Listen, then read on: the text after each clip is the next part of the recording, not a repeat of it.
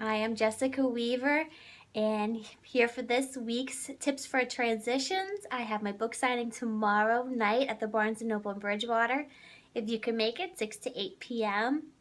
Now, if you don't have time to read the book, if you are just too busy, you can listen to the podcast, Strong Woman, Stronger Assets, on iTunes. There is a link below to listen.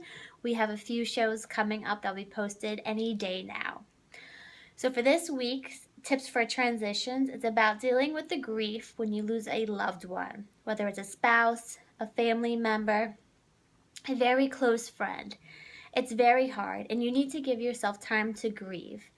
You can't let anyone tell you you're grieving for too long, you should be over it by now. Take your time.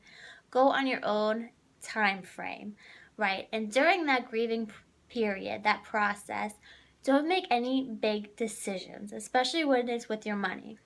There will, of course, be things to do, settling the estate, paying the income taxes, the estate taxes, all that different things.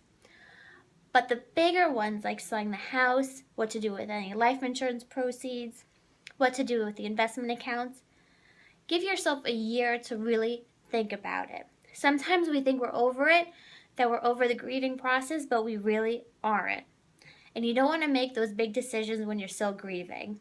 We had one woman who we thought was over it. She was so ready to go. She lost her husband very unexpectedly. And she called us up within a few weeks, had all the paperwork ready to go. And then a few weeks later, we got a call from her daughter and sister-in-law, and they were very, very worried about her. They said she was still grieving. She was very overwhelmed by the money, wasn't sure what to do. So we had to go back and sit with her. But she put up such a front that she was ready to move on, and it didn't work out for her in the end. She didn't give herself enough time to grieve, to understand what was going on in her life and what these changes would mean for her. So in the end, it just gave her more and more stress and anxiety.